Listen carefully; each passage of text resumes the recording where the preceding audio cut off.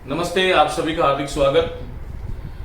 विद्यार्थियों, हिंदी व्याकरण में समास प्रकरण की हम बात कर रहे थे और समास में तत्पुरुष समास के जो गौण भेद हैं, जिसको हम द्वितीय से लेकर के अधिकरण तत्पुरुष समास तक हम लोग अध्ययन कर चुके हैं।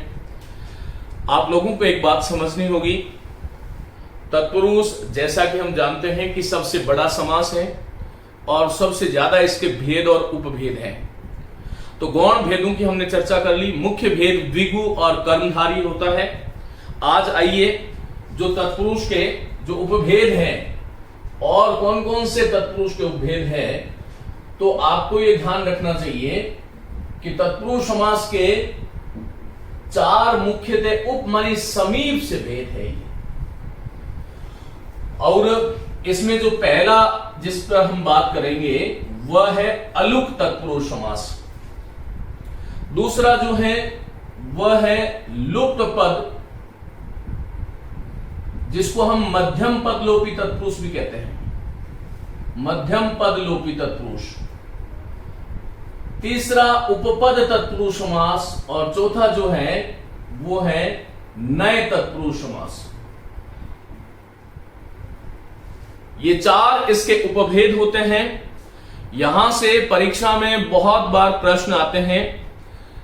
मैं इन चारों ही जो ये उपभेद हैं उसके छोटे छोटे अलग अलग व्याख्यान लेने वाला हूं। और पहला आज जो हम अभी बात करेंगे वह है अलुक तत्पुरुष समास। अलुक तत्पुरुष समास जो है, इसका अर्थ क्या होता है? अलुक तत्पुरुष समास, देखिए इसमें जो एक पहला पद आया है अलुक, इस अलुक शब्द का मूल शब्द है लुक। लुक का अर्थ होता है लुक जाना, छिप जाना, लेकिन ये आगे अ उपसर्ग जुड़ गया है, अर्थात ऐसा समस्त पद जिसमें विभक्ति चिन्ह, जिसको हम कारक चिन्ह कहते हैं, वह लुकते नहीं, वह छिपते नहीं, उसे हम अलुक तत्पुरुष समास कहते हैं। यह आपको ध्यान रखना चाहिए। जब हम किसी समस्त पद का निर्माण करते हैं तो समस्त पद की जो निर्माण प्रक्रिया है उसमें जैसा कि हम सभी जानते हैं कि दोनों पदों के मध्य आए हुए जो विभक्ति चिन्ह है, जिसको हम में पे इस प्रकार से कहते हैं, कर्ता ने कर्म को कर्ण से इत्यादि इत्यादि का लोप होता है। लेकिन यहां पर कुछ ऐसे समस्त पद हैं जिनके मध्य विभक्ति चिन्ह का लोप नहीं होता। अब इसको हम जानेंगे कैसे?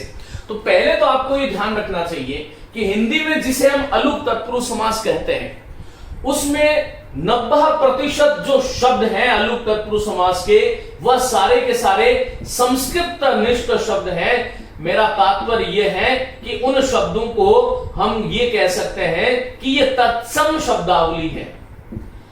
जो तत्सम शब्द समूह है वह वहीं पर यह अलुक तत्पुरुष समास होता है।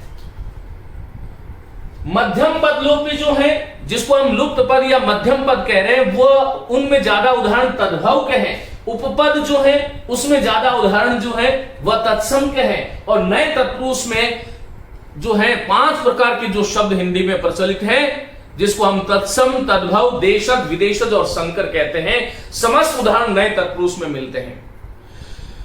अलुक तत्पुरुष समास का अर्थ मैंने बता दिया कि कोई ऐसा समस्त पद जिसमें विभक्ति का लोप नहीं हुआ हो। जब विभक्ति लुकती नहीं, विभक्ति छिपती नहीं, तो वहां पर अलुक तत्पुरुष समास हमें जानना चाहिए। और हिंदी का एक बहुत ही प्रसिद्ध उदाहरण है, मैं आपके सामने लिख रहा हूं, शब्द है युधिष्ठिर। युधिष्ठिर का जब आप संधि करते हो, विच्छेद करते हो, तब होता है युधि और स्थिर। व्यंजन संधि का ये उदाहरण बनता है। क्या आप लोगों ने कभी ये सोचा है कि हिंदी में जो शब्द हैं वह तो युद्ध हैं, और युद्ध की जगह भी हम इस प्रकार से युद्ध कहते हैं। ये ध धातु है, तथा प्रत्यय, युद्ध लड़ने अर्थ वाली धातु है संस्कृत की। तो ये जो युद्ध, तो ये आप देख रहे हैं, ये युद्ध की सप्तमी विभक्ति जो है वह युधि होता है। युद्ध की सप्तमी विभक्ति युधि होती है, यह आपको ध्यान रखना है। और इस समस्त पद का जब मैं विग्रह करूंगा तब विग्रह होता है युद्ध में स्थिर रहने वाला। युद्ध में स्थिर रहने वाला है वो जो है वो युधिष्ठिर है। विद्यार्थियों, यहां पर मैंने युद्ध में क्यों कहा और युद्ध में इसलिए कहा कि इस युद्ध शब्द की जो संस्कृत में सप्तमी विभक्ति एक वचन जो रूप बनता है, ये सप्तमी विभक्ति एक वचन युद्ध का युधि बनता है। सप्तमी को हम अधिकरण कारक कहते हैं और अधिकरण कारक का जो चिन्ह होता है वो में पे पर होता है, इसलिए युधिष्ठिर शब्द बन गया। इस प्रकार से हमें ध्यान रखना चाहिए। अब यहां पर ये युद्ध शब्द जो है ये अपनी सप्तमी विभक्ति एक वचन के सहित प्रयुक्त हुआ है।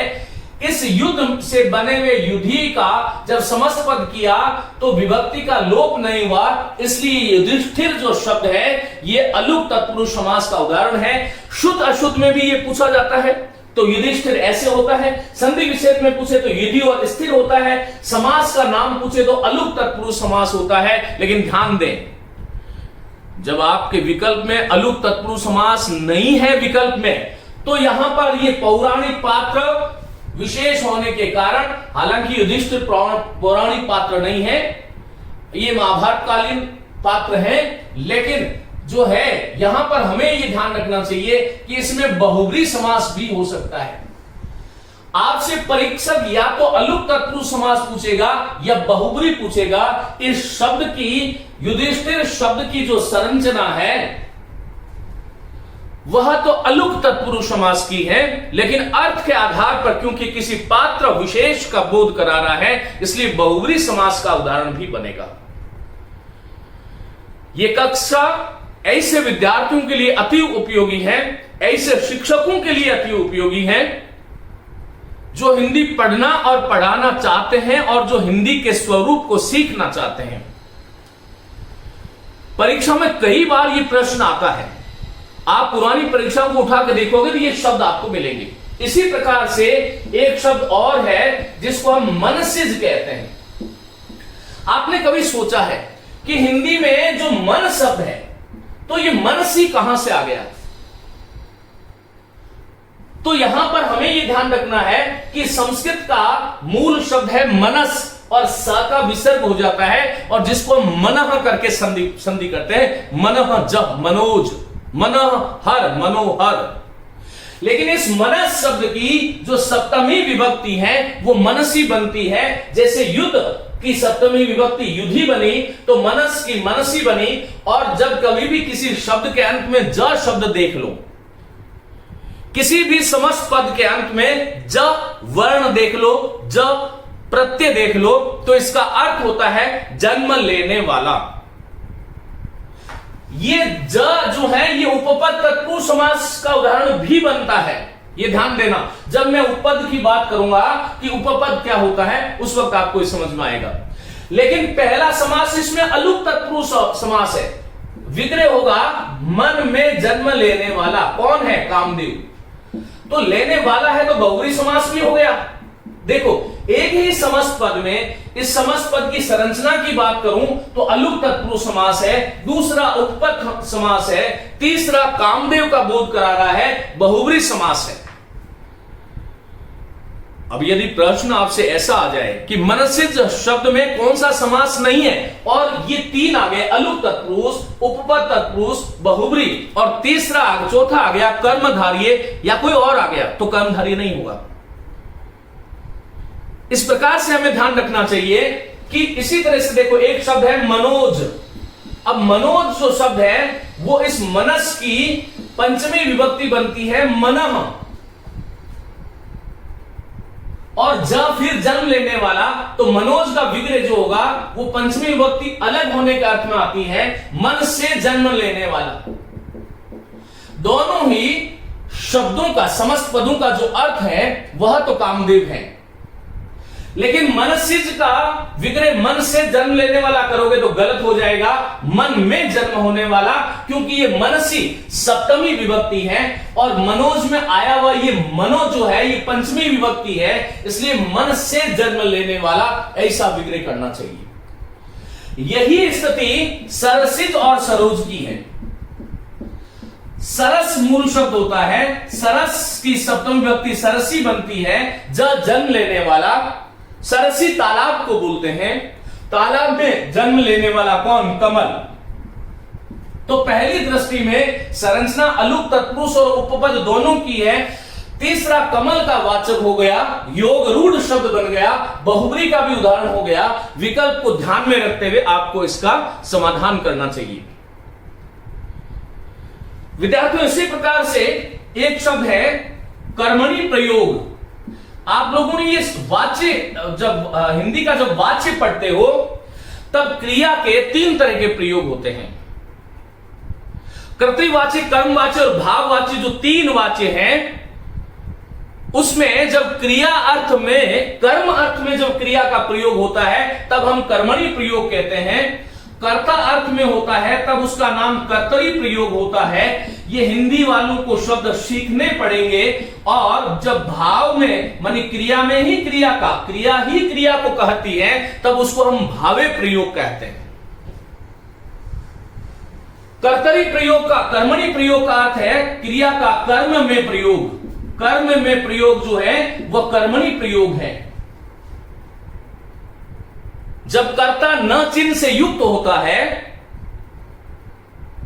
तो वहां पर कर्मणि प्रयोग होता है। जैसे राम ने पुस्तक लिखी, लिखने वाला राम जो है ये जो है पुल्लिंग है तो लिखा आना चाहिए था, लेकिन जब कर्तृपद के साथ में न चिन्ह का प्रयोग हो गया तो जो क्रिया होगी वो कर्म के अनुसार होगी, क्योंकि वहां पर कर्ता जो है वो न्यूट्रल हो गया है, तटस्थ हो गया है। कर्ता अर्थ में प्रयोग, कर्तरी मानी कर्ता अर्थ में प्रयोग। कर्ता अर्थ में जब क्रिया का प्रयोग होता है उस क्रिया को हम कर्तरी प्रयोग कहते हैं। और भाव मानी क्रिया में ही क्रिया का प्रयोग होता है तो वहां पर भावे प्रयोग शब्द आता है। ये कर्मणि शब्द जो है ये सप्तमी है। कर्ता की सप्तमी कर्तरी बनती है, भाव की सप्तमी भावे।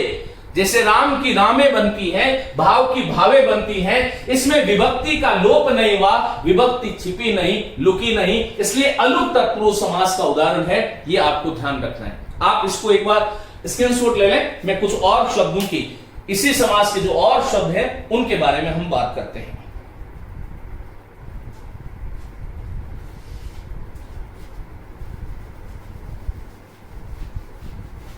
इसी तरह से कुछ शब्द हैं, देखिए आप लोगों ने सुना होगा, धनंजय है, मृत्युंजय है, धुरंधर है, वसुंधरा है। ये जो शब्द मैं बोल रहा हूं इसमें भी अपनी विभक्तियों के साथ में इसका प्रयोग हुआ है। जैसे मैं कह रहा हूं धुरंधर, तो धुर माने धुरी को धारण करने वाला, इसका आपने धुरी को धारण करने वाला धुरंधर है, विशेषणवाचक शब्द है। ये यहां पर को क्यों आया? क्योंकि धुर शब्द का, जैसे राम शब्द का द्वितीय विभक्ति एक वचन रामम बनता है। मैंने आपको ये कहा आरंभ में ही कि अलुक तत्पुरुष समास में प्रयुक्त शब्द संस्कृत निष्ठ अधिक होते हैं, इसलिए धुरम मानी धूरी को धारण करने वाला।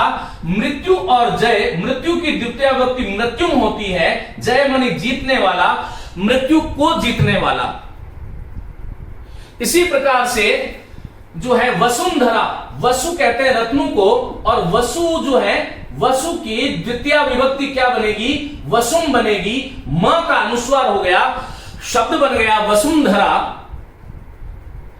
ये वसु शब्द अपनी द्वितीय विभक्ति के साथ में प्रयुक्त हुआ, इसलिए यहां पर अलुक तत्पुरुष समास हुआ। इसी प्रकार तीर्थंकर शब्द है, हम तो हिंदी में तीर्थ लिखते हैं, तो ये तीर्थम क्या है? द्वितीय विभक्ति का एक वचन है। तीर्थों को करने वाला तीर्थंकर है। जो शुभ करता है वो शुभंकर है। जो भय को उत्पन्न करता है भयं मानी भय को करने वाला, भय को उत्पन्न करने वाला जो है वो भयंकर है। इसी प्रकार आपने एक शब्द सोचा होगा, हमारा शब्द तो वन है जंगल के लिए, लेकिन हम कहते हैं वनेचर। ये वने क्या चीज है? ये वने शब्द जो संस्कृत का वनम शब्द है, उसकी सप्तमी विभक्ति एक वचन है। सप्तमी विभक्ति एक वचन में वने शब्द बनता है, अर्थ होगा वन में चर मनी विचरण करने वाला, तो वनेचर है। इसी आदर्श पर एक शब्द और बना है, शब्द है खेचर। मूल शब्द ख है। अब ये जो ख है यहां पर, ये कवन का द्वितीय अक्षर नहीं है। ख का अर्थ होता है आकाश, और इस ख की सप्तमी विभक्ति खे बनती है। ख खौ खा हा खम खौ खान खेन खाभ्याम खई, इस प्रकार से रूप चलते हैं। तो खे मनी आकाश में और चर मनी विचरण करने वाला खेचर जो शब्द है वो पक्षी का पर्यायवाची है। ये ख शब्द जो है अपनी विभक्ति के साथ प्रयुक्त हुआ, विभक्ति का लोप नहीं हुआ। इसका मतलब सीधा सीधा स्पष्ट है कि यह जो शब्द है इसमें विभक्ति का लोप नहीं हुआ। अलुक, जो लुकी नहीं, जो छिपी नहीं, वह अलुक तत्पुरुष समास प्रारंभ हो गया। इसी प्रकार से एक पद है आत्मने पद। हिंदी में ये प्रयुक्त तो होता है, प्रयुक्त तो इसका खूब होता है आत्मने पद, लेकिन आप लोग सोचिए कि हम तो आत्मा कहते हैं, मूल शब्द है संस्कृत का आत्मन, और आत्मन शब्द की जो चतुर्थी विभक्ति एक वचन का जो रूप है वह आत्मने है। चतुर्थी विभक्ति को कहते हैं संप्रदान। संप्रदान का अर्थ होता है के लिए, आत्मा का अर्थ है यहां पर स्वयं के लिए। स्वयं के लिए जो प्रयुक्त होता है पद वह आत्मन पद है, और इसका विलोम शब्द है परस्मयी पद। इसमें भी परस्मयी में भी चतुर्थी विभक्ति है आत्मने की भांति। परस्मयी अर्थात दूसरे के लिए जो पद प्रयुक्त होता है उसे हम परस्मयी पद कहते हैं। शिष्य के लिए एक शब्द आता है अंतेवासी। अंतः शब्द था, और अंत शब्द का सप्तमी विभक्ति अंते अर्थात समीप में, वासी निवास करने वाला। समीप में जो निवास करने वाला है वह अंतेवासी है। इस प्रकार से हमें ध्यान रखना चाहिए। इसका स्त्रीलिंग रूप होगा अंतेवासिनी। जो शिष्या है, जो समीप में निवास करती है, वो अंतेवासिनी होती है। इस प्रकार से ध्यान रखिएगा। एक शब्द है निशिचर। हमने निशा तो आप लोगों ने सुना है, लेकिन निशि क्या है ये आपने नहीं सुना होगा। तो निश शब्द का सप्तमी विभक्ति हलंत है और निशि बन जाता है। रात, निशि मनी रात्रि में, चर मनी विचरण करने वाले जो है वो निशिचर है। इसी प्रकार एक शब्द है वाचस्पति। ये वाचस्पति जो है ये वाक शब्द मूल है, और इसका षष्ठी विभक्ति एक वचन बनता है वाचः। संस्कृत में वाक शब्द की षष्ठी विभक्ति एक वचन वाचः होती है। और वाचस्पति, विसर्ग वाचा और पति को जब जोड़ोगे तो विसर्ग संधि हो जाएगी, और ये जो विसर्ग है इसका स बन जाएगा, शब्द बनेगा वाचस्पति, वह जो वाणी का पति है। इस प्रकार से इन शब्दों को हमें ध्यान में रखना चाहिए। एक शब्द और है ऊटपटांग। ऊटपटांग ये हिंदी का शब्द है, इसलिए मैंने कहा कि 90% शब्द तो संस्कृत के हैं। देखो ऊंट जो था उसका ऊंट हो गया, और अधिकरण का चिन्ह होता है में पे पर। जो पे है उसका प, टांग, ये प विभक्ति है सप्तमी। ऊंट पर टांग, ऊट पटांग विशेषण बनता है, तब इसका अर्थ होता है जो इधर उधर का, जो गड़बड़ काम करने वाला व्यक्ति होता है उसको हम बोलते हैं ऊट पटांग। ये ऊट पटांग व्यक्ति है, विशेषण बन जाता है। जैसे ऊंट पर टांग रखना, हम नीचे खड़े हैं और ऊंट पर टांग रखना एक दुष्कर काम है, मूर्खता भरा काम है। उसी प्रकार कोई मूर्खता भरा काम जब कोई करता है तब हम उसके लिए कहते हैं ऊट पटांग। और ये जितने भी शब्द मैंने अभी आपको पढ़ाए ये विभक्तियों के सहित प्रयुक्त होते हैं, इसलिए इसका नाम अलुक तत्पुरुष समास है। युधिष्ठिर है, मनसिद है, मनोज है, सरसिद है, सरोज है, खेचर है, वनेचर है, अंतेवासी, अंतेवासिनी, मृत्युंजय है, धनंजय है, शुभंकर है, विश्वंभर है, विश्व को भरण पोषण करने वाला।